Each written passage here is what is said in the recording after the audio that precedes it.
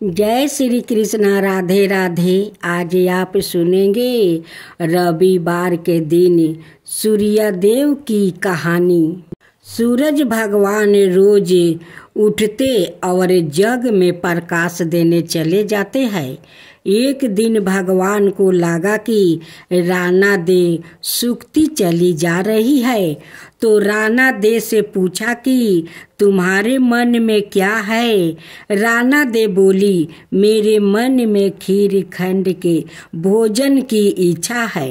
भगवान बोले, मांगा भी तो क्या मांगा, यह तो हमें रोज ही खाते हैं।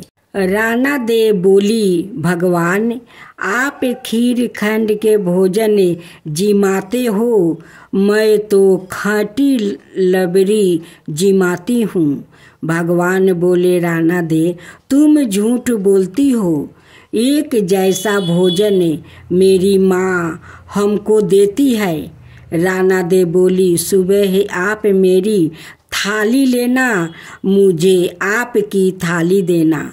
दूसरे दिन जिमाते समय भगवान ने पानी के गिलास को टक्कर देकर गिरा दिया।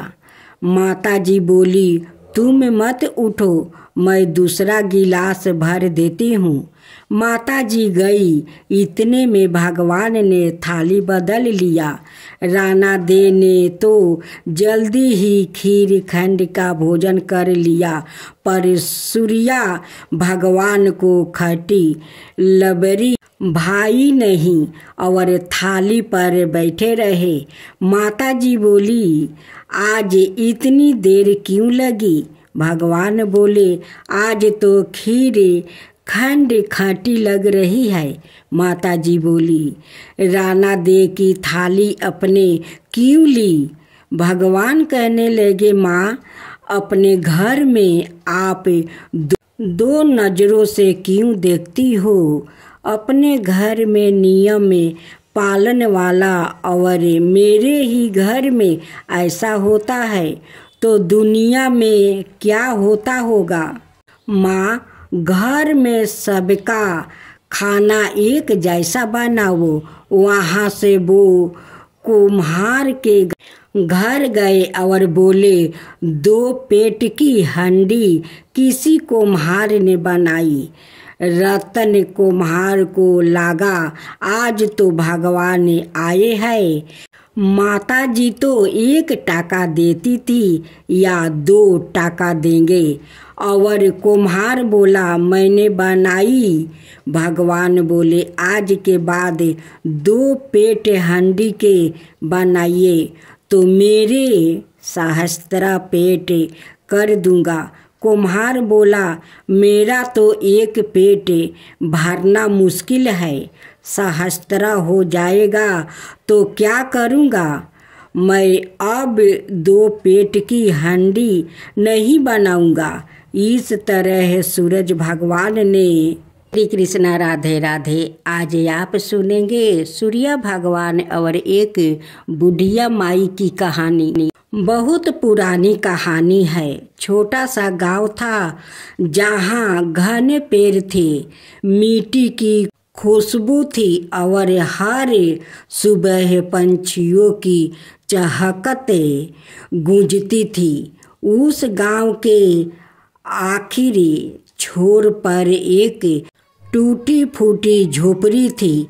मिट्टी की दीवार थी, छप्पर का छत था और बरसात में टपकते हुए उनका घर पर पानी पड़ता था। सामा अब बहुत बूढ़ा हो चुकी थी, बाल सफ़ेद हो चुके थे, कमर झुक गई थी, शरीर सूख कर कांटा हो गया था, लेकिन आँखों में एक आंसू भी नहीं थी। पति को खोए हुए 10 बरस बीत चुके थे। संतान कोई थी नहीं, कोई भाई बंधु भी नहीं। गांव में सब उसे पगली बुढ़िया कहते थे, लेकिन वो हर सुबह एक हाथ में लाठी और दूसरे हाथ में एक मिट्टी का लोटा लेकर गांव के बाहर एक ऊंची जगह पर जाती थी। वहाँ वो पूरब दिशा की ओर मुख करके बैठ जाती है, सूर्या को और निहारती और कांपते ओठों से बोलती, आज बेटा माँ तेरा इंतजार कर रही है, देख तुझे जल चढ़ाना है। और फिर जैसे ही सूर्या की लालिमा फैलती वो जल का अर्घ देती। एक कांसे के कटोरे से जल गिराता, सूरज की किरणों से चमकता हुआ और वहाँ दोनों हाथ जोड़कर कहती है, हे सूर्य नारायण, तू मेरा पुत्र है, तू ही मेरा जीवन है। मेरी झोपड़ी चाहे अंधेरे से भरी हो, पर जब तू चमकता है मेरा हृदय रोशन हो जाता है। लोग कहते रहे, गांव के लोग कहते हैं, बुढ़िया की शरीर सूखती जाती रही। सूरज को बेटा कहती है, जल चढ़ाती है। क्या कोई सूरज से रिश्ता जोड़ता है?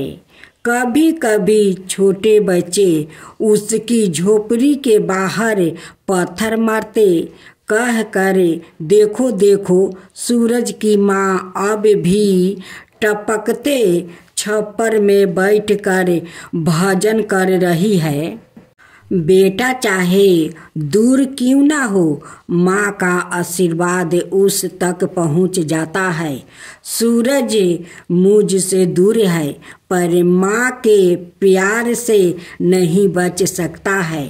कभी कभी जब बरसात में भी सूरज की हल्की किरण भी नहीं निकलती है, बुढ़िया माँ टकटकी लगाई बैठी रहती है आसमान की ओर। जब कोई छुपता है, क्यों देख रही हो माँ? बुढ़िया माँ कहती है, बादल छुपा सकते हैं उसका चेहरा, लेकिन माँ की नजरों अपने बेटे को हर बादल में उस पार देख सकती है। शरीर थक गया पर भक्ति नहीं। अब बुढ़िया माई के उम्र 90 पार हो चुकी थी। उसका शरीर कांपता था, हड्डियों चटकती थी। कभी कभी टीले तक जाना भी कठिन हो जाता था, लेकिन भक्ति में कभी कभी नहीं आई। एक बार ठिठुरती ठंडे में जब चारों ओर कोहरा था और सूर्य की किरण तक नहीं दिखती थी, बुढ़िया माँ फिर भी लाठी लेकर चल पड़ी। रास्ते में कई बार बिछिल कर गिर गई। एक बार तो उनके घुटने से खून निकल आया। फिर भी उसने जमीन को चूमा और कहा, हे धरती माँ, तेरे ऊपर चलते चलते अगर शरीर चूर हो जाए तो भी ठीक है, लेकिन सूरज को बिना अर्घ दिए नहीं लौटूंगी। अंतिम अर्घ दी। जब सांस टूटती सी लगी। एक दिन ऐसा आया जब बुढ़िया माँ अत्यंत बीमार हो गई। उसका शरीर बुखार से तप रहा था, पर फिर भी सुबह उसकी आंखें खुली।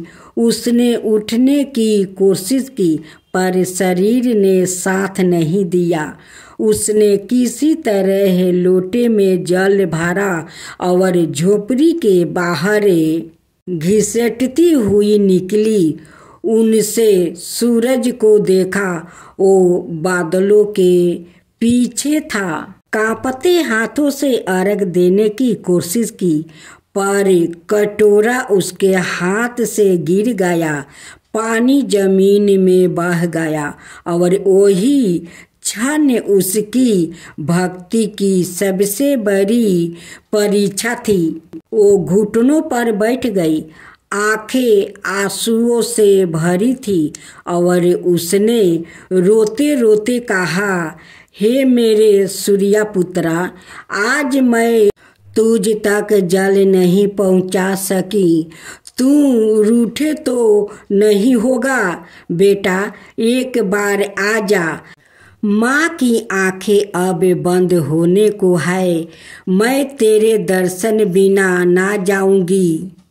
उसी क्षण पूरे आकाश में अधूरा प्रकाश फैल गया। सपत अश्वा वाला एक स्वर्ण मणि रथ आकाश से उतरा। रथ के पहिए से अग्नि की लपेट उठ रही थी। आकाश गूंज रहा था। गांव वालों बाहर निकल आया, भय और आश्चर्य में डूबे। और उस रथ पर था सवाए सूर्यदेव। उनका तेज इतना दिव्य था कि लोग आंखें नहीं उठा सके। घर बुढ़िया माँ की आंखें खुली थी। उनकी आंखों में आंसू थे पर डर नहीं था। सूर्यदेव उतरे और माँ के पास आया। उन्होंने माँ के चरण छुआ और कहा, माँ, तूने मुझे पूर्ण मान कर जो अर्घ दिया, जो प्रेम बरसात, आज मैं तेरी गोद में आया हूँ। माँ ने सूर्यदेव के मुख की और देखा, जैसे सारा जीवन उस क्षण के लिए जिया हो। उसकी आंखों से 2 बूंद आंसू गिरे, एक संतोष का एक विदाई का। उसने कांपते हाथों से सूर्यदेव का चेहरा छुआ और कहा, बेटा, अब माँ की आंखें बंद हो सकती है। तू आ गया, अब कोई अधूरापन नहीं रहेगा। सूर्यदेव ने उन्हें अपने रथ पर बैठाया। जैसे ही रथ आकाश में ऊपर उठा, झोपड़ी से लेकर गांव तक एक दिव्य प्रकाश छा गया। सबके आहट एक ही भाव जागा, ईश्वर सच्ची भक्ति की सच्ची साधन है। अब आप सुनेंगे श्री कृष्णा राधे राधे। शनिवार की व्रत कथा। शनिवार के दिन शनिदेव और शनिदेव के पिता सूर्यदेव की भी कथा सुनी जाती है। साथ में हनुमान जी की कथा सुनी जाती है। उनकी साथ में माँ काली के भी कथा सुनी जाती है। ये तीनों भगवान का कथा सुनने का नियम है। इसे ब्राह्मण देव कहते हैं कि ये तीनों भगवान के कथा सुनने से जा महापुण्य मिलता है, वो हजारों जगहों में नहीं मिलता है। इसलिए ये तीनों शनिदेव और सूर्यदेव, हनुमान जी, माता काली की कथा सुनने के नियम है और सुनी जाती है। हे शनिदेव, अगर हमारा कहानी में कोई भूल हो जाए तो क्षमा कर दीजिए, अगर सही हो तो सब पर कृपा कीजिए। बोलो शनिदेव की जय, शनिदेव की जय। यह व्रत शनिदेव की प्रसन्नता के लिए किया जाता है। जब शनि कृपित होते हैं तो सभी कार्यों विघ्न उत्पन्न होने लगता है और वो प्रसन्न होने पर अपार सुख समृद्धि की वृद्धि होती है। कलह, क्लेश, मानसिक और शारीरिक बाधाओं का नाश होता है। परिजनों के व्यवहार में अनुकूलता आने लगती है। बुद्धि ठीक तरह से काम करने लगती है। इसके अलावा अधूरे काम पूरे होते हैं। बिगड़े काम सहज ही पूर्ण होकर घर में सुख शांति आती है। जो स्त्री पुरुष शनिवार का व्रत पूर्ण श्रद्धा भक्ति भाव से धारण करते हैं, उनके समस्त पाप नष्ट होकर उन्हें अभिष्ट की प्राप्ति होती है। शनि देव की पूजा अर्चना करने से वो सहज ही प्रसन्न होकर अपने भक्तों की समस्त मनोकामना पूर्ण करते हैं। राहु केतु के प्रकोप से भी उन्हें बचाते हैं। अब पूजन विधि विधान यूँ तो यह व्रत किसी भी मास के शुक्ल पक्ष के प्रथम शनिवार से आरंभ किया जा सकता है, लेकिन मास के तीसरे शनिवार से आरंभ का ज़्यादा महात्म्य बताया गया है। उसे 19, 23 या 51 व्रतों को करने का विधान है। व्रत को धारण करने से पहले संकल्प करें कि इस दिन की तिथि, समय, स्थल आदि में मेरे सारे रोग के परिहार के लिए दृष्टि, उदर और पैर में आई हुई शनि की पीड़ा को मिटाने के लिए मैं शनि का पूजन करूँगा। व्रत निर्विघ्न रूप से प्रसन्न हो, उसके लिए गणपति का पूजन और कलश की आराधना भी करूँगा। व्रत के दिन दैनिक कर्मों से निवृत्त होकर स्नान करके काले रंग के वस्तु या बनियान धारण करे भगवान शंकर, राहु और केतु के साथ शनि देव की पूजा करने की व्यवस्था करे। शनि देव की प्रसन्नता के लिए आदि निकट कोई शनि मंदिर हो तो वहाँ जरूर जाए, दर्शन करे। शनि अस्त्रों का पाठ करे और मस्तक पर काले तिलक लगाए। तरह तरह के काली वस्तुओं का दान करे। घर में हनुमान चालीसा का भी पाठ कर सकते हैं। इस व्रत में हनुमान जी महिमा का भी गुणगान कर सकते हैं। यदि घर में शनि देव की प्रतिमा या छाया चित्र रहते हैं तो वहाँ हनुमान जी का फोटो जरूर रखें। शनि देव का रंग काला है, इसलिए उनको काली वस्तु जैसे काला तिल, सरसों का तेल, काली मूंग, उड़द, काले पुष्पा, काले वस्तु, लोहा का पात्रा आदि विशेष प्रिय है। बताइए उन्हें यह चीज अर्पित करें। काले तिल के लड्डू और उड़द के आटे के लड्डू का भोग लगाए। इसी दिन पीपल के वृक्ष के तले पूजन करने के बाद तने पर 7 बार सूत लपेट कर 7 परिक्रमा करे। फिर 7 बार नमस्कार करे।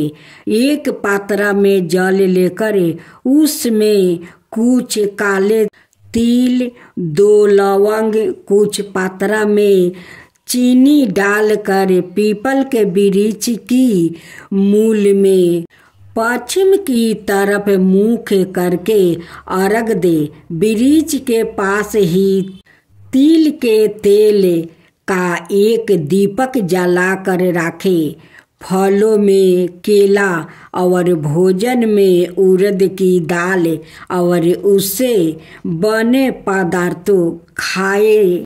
भोजन एक समय और सूर्यास्त के 2 घंटे बाद करे।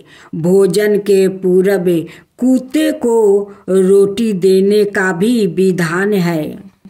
व्रत के दिन 3 या 19 माला ओम परा पिरी परो सन सनाए नमः मंत्र जपना चाहिए। शंख लिपित अंतिम बरत के दिन सामी के वृक्ष की लकड़ी से एक छोटा सा हवन भी करे। यदि शनि की आधाये या 7.5 चल रही हो तो योग ब्राह्मण द्वार शनि ग्रह मंत्र का 23,000 मंत्र का जप अवश्य करवावे। बाद में यथाशक्ति तेल, छतरी, जल, काला कंबल, लोहा, सरसों, चमड़े के जूते, कुर्सी, तिल के लड्डू ब्राह्मणों को दान में दे। चींटियों का आटा खिलाए। शनि अस्त्रों का पाठ व्रत के दिन करना विशेष लाभप्रद माना गया है। अब आप सुने यमराज भगवान और गरीब किसान की प्रेरणादायक कथा। बहुत समय पहले की बात है। भारत के एक दूर दराज गांव में एक किसान, मेहनती किसान रहता था। उसका नाम हरिया था। हरिया के पास ना तो ज़्यादा जमीन थी और ना पैसा, ना कोई बड़ा घर, लेकिन उसके पास था इनाम, मेहनत और भगवान पर अटूट विश्वास। हर रोज सुबह वो सूरज उगने से पहले उठता है, भगवान को नमस्कार करता है और खेतों की ओर निकल पड़ता है। कभी तेज धूप, कभी बरसात तो कभी भूख, कुछ भी उसकी मेहनत को नहीं रोक सकता था। लोग कहते थे कि हरिया गरीब जरूर है लेकिन उसका मन हीरा है। वो अक्सर एक ही बात दोहराया करता था, मेहनत से डर मत, भगवान देर करता है पर अंधेर नहीं करता है। एक शाम जब हरिया खेत में काम खत्म कर घर लौट रहा था, अचानक एक गहरी गंभीर आवाज उसके कानों में गूंजी, हरिया अब तेरा समय पूरा हो गया है, चल मेरे साथ। हरिया ने चौंक कर देखा, उसके सामने यमराज भगवान खड़े थे। उनका विशाल शरीर, सुनहरा मटुक, भयंकर रूप और उनके साथ उनका वाहन काला भैंसा भी था। हरिया ने हाथ जोड़कर नरमाता से कहा, प्रणाम यमदेव, अगर आपका बुलावा आ गया है तो मुझे चलना होगा, पर कृपा करके पहले मेरी बात तो सुनिए। हे प्रभु, मेरा पास कोई धन नहीं है, पर मेरी बूढ़ी माँ और छोटे छोटे बच्चे हैं। मैं चला गया तो वो भूखे मर जाएंगे। मुझे 1 साल का समय दीजिए, खेत की पूरी फसल काट कर कुछ अन्न और पैसे इकट्ठा कर लूं, ताकि मेरे बाद मेरा परिवार जीवित रह सके। यमराज थोड़े चकित हुए, क्योंकि ज्यादातर लोग मृत्यु का नाम सुनते ही रोने चिल्लाने लगते थे, लेकिन हरिया निडर था, बिन मरता था और सबसे बड़ी बात दूसरों की चिंता कर रहा था। यमराज बोले, हरिया, तू जानता है कि मृत्यु की निश्चय है, फिर भी तू डर नहीं रहा है। हरिया मुस्कुराया और बोला, प्रभु, मौत से कोई नहीं भाग सकता, पर अगर आप थोड़ी दया कर दे तो मेरे बाद मेरे बच्चों को भूखे ना रहना पड़े, यही मेरी अंतिम इच्छा है। यमराज ने कहा, ठीक है, मैं एक शर्त पर तुझे 1 साल देता हूँ, लेकिन मैं हर महीने तेरे पास 1 रुपये बदल कर आऊँगा। अगर तू मुझे पहचान गया तो साल पूरा हो जाएगा, अगर नहीं पहचाना तो यही से तुझे यमलोक ले जाऊँगा। अगले महीने एक वृद्धा भिखारी उसके खेत के पास आया। उसके कपड़े फटे हुए थे, वो भूखा था। हरिया ने तुरंत काम छोड़ दिया, उसे अपने घर ले गया, खाना खिलाया और बोला, आपका आशीर्वाद ही मेरा धन है। भिखारी मुस्कुराया और यमराज के रूप में विलीन हो गया। दूसरी परीक्षा, बीमार गाय का रूप। दूसरे महीने एक बीमार गाय उसकी झोपड़ी के पास आ गई।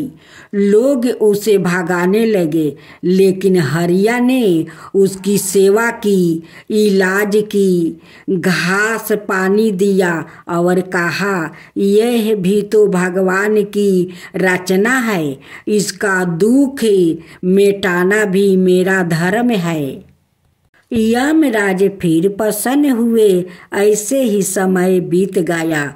हर महीने यमराज अलग अलग रूपों में आते, कभी भूखा साधु, कभी डूबता बच्चा, कभी घायल पंछी, और हर बार हरिया अपने कर्म, करुणा और सच्चे दिल से उन्हें पहचान लेता। 1 साल पूरा हो गया। यमराज अपने असली रूप में प्रकट हुआ। उन्होंने हरिया से कहा, हरिया, तूने मेरी हर परीक्षा पास की है। तू गरीब हो सकता है, लेकिन तेरे जैसा कर्म योगी और दयालु मनुष्य दुर्लभ है। अब मैं तुझे आशीर्वाद देता हूँ, तुझे अभी मृत्यु नहीं मिलेगी। तू लंबा जीवन जिएगा, सुखी रहेगा और तेरे बच्चों का भविष्य उजियाल होगा। यमराज आकाश में विलीन हो गया और हरिया की आंखों से आंसू निकल पड़े। खुशी के आंसू। गांव में यह बात फैल गई और हर कोई कहने लगा, भगवान कर्म को देखते हैं, रूप और धन को नहीं। देवी काली की कथा। देवी काली को शक्ति का साक्षात स्वरूप माना जाता है।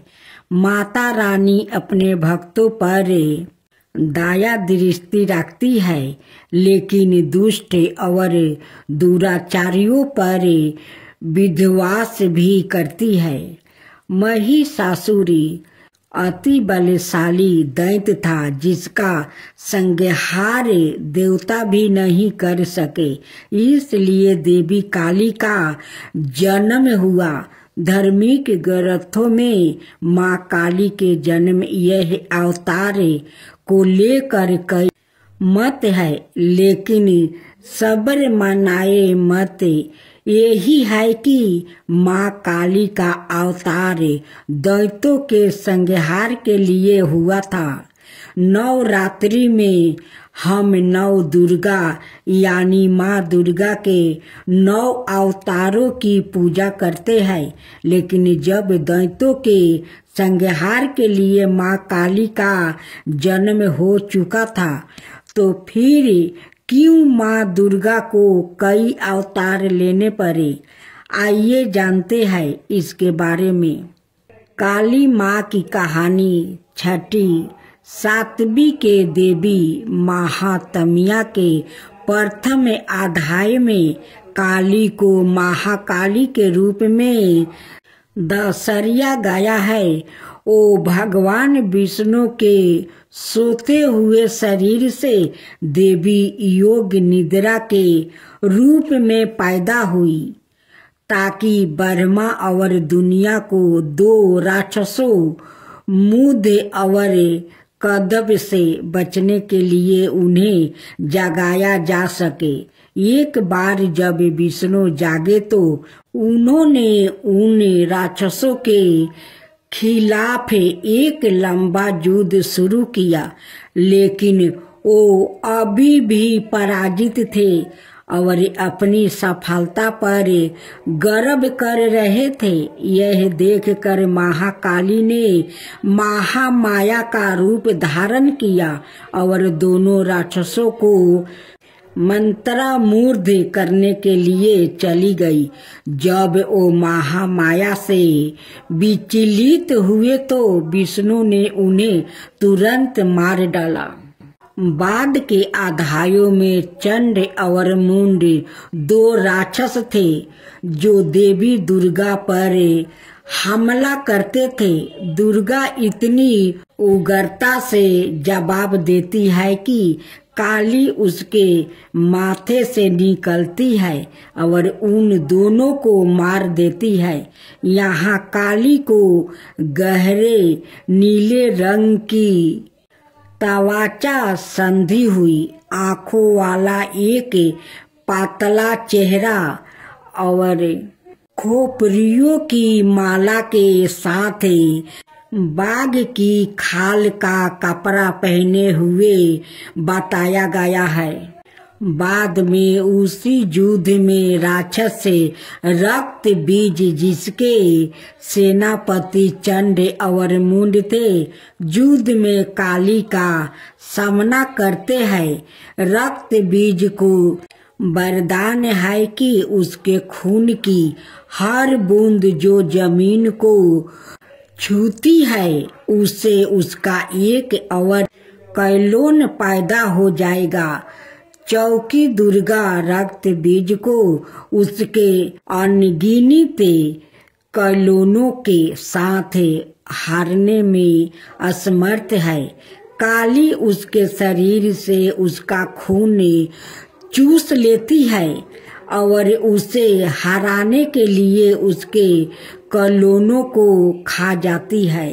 रक्त बीज और दारुका दोनों मामलों में काली को दुश्मनों को हराने के बाद रक्त पिपासु के नसों में चूर बताया गया है और रक्त पिपासु की उसकी लालसा नियंत्रण से बाहर हो जाती है। शिव को फर्श पर शांत होकर हस्तक्षेप करना पड़ता है। जब काली क्रोध में आगे बढ़ रही होती है तो वो गलती से शिव पर पैर रख देती है और उसकी जीभ बाहर निकल जाती है। वो तुरंत शांत हो जाती है और फिर से दुर्गा पार्वती में विलीन हो जाती है। युद्ध में भाग लेने के बाद शिव ने पार्वती को काली काली त्वचा वाली कहकर चिढ़ाए। पार्वती बहुत आहत हुई और योग योग तक तपस्या करना शुरू कर दिया जब तक कि उन्होंने अपना काला रंग नहीं खो देती है, इसे त्याग नहीं दिया और गौरी सुनहरी त्वचा वाली देवी नहीं बन गई। उसका छिपा हुआ अंधकारमय अवतारण कोशिकी बन जाता है जो क्रोधित होने पर काली बन जाता है।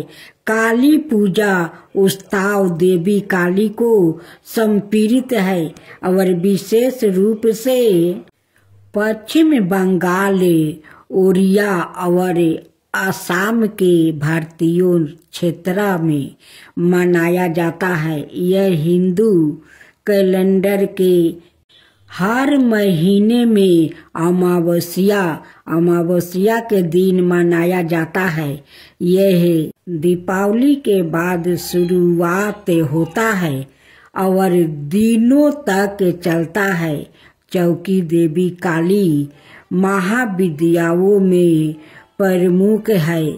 उनमें से प्रत्येक का काली पूजा से पहले अवतार का एक दिन होता है। काली माँ को फलों का प्रसाद बंगाल में खिचड़ी भोग के साथ निरामिष अर्थात बिना प्याज या लहसुन का मटन मछली करी पाए से मिठाई और भाजा गहरे तेले हुए पकौड़े चढ़ाया जाता है। कुछ स्थानों पर प्रसाद के रूप में शराब भी चढ़ाई जाती है।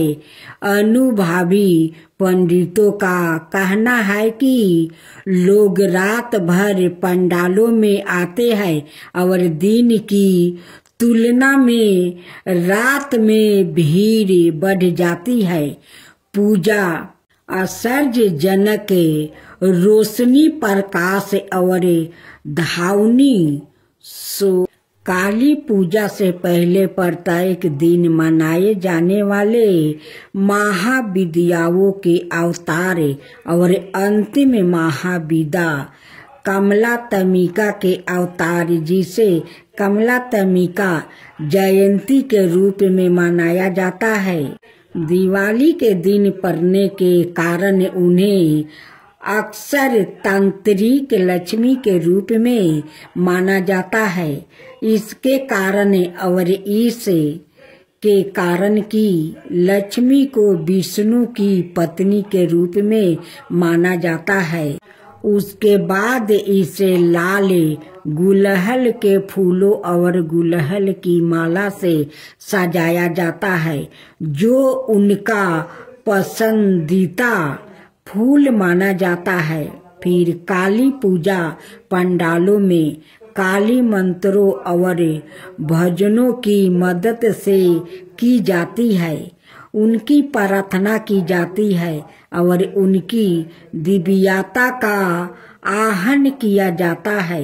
यदि पूजा घर पर आयोजित की जा रही है तो मंदिर काली पूजा की पूजा सेवा प्रदान करता है।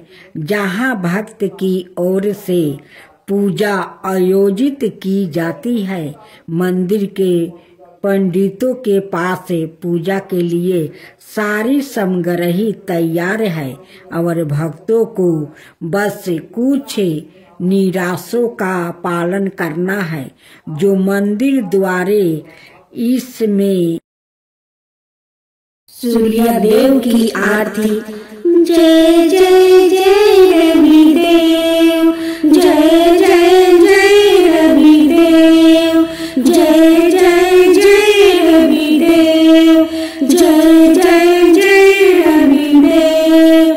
रजनीपति मतिहारी सतदर जीवन दाता, सतपद मन मुदिकारी, हे दिन मणि दाता।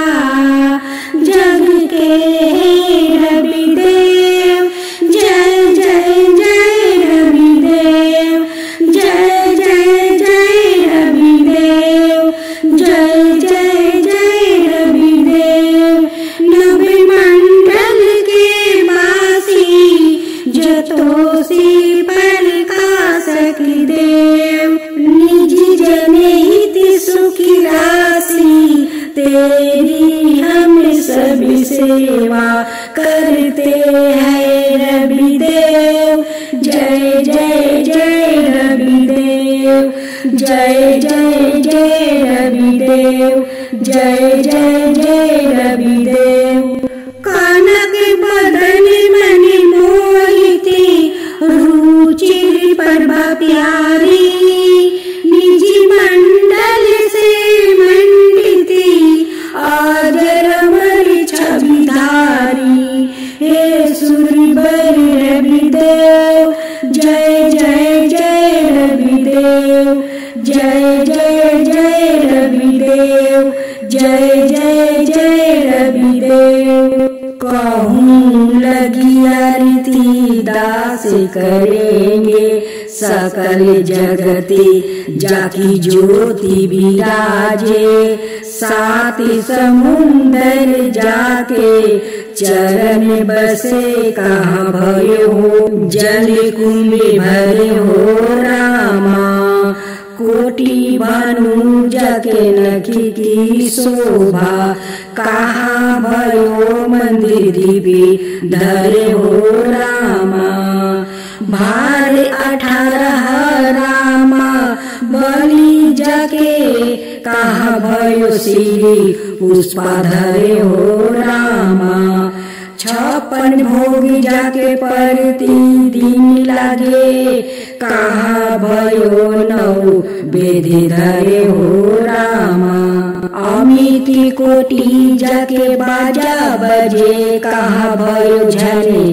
कार्य करे हो रामा 4 वेद जाके मुखी की शोभा कहाँ भयो ब्रह्म वेद पढ़े हो रामा शिव सनकादि आदि ब्रह्मादि की नारद मुनि जाको ध्यान धरे हो रामा हिमे मंदार जाके पवन झकोरे कहाँ भयो शिव चावल डोले हो रामा लाके 84 बांध चोराए केवल हरि बसे नामी देवे गाये हो रामा।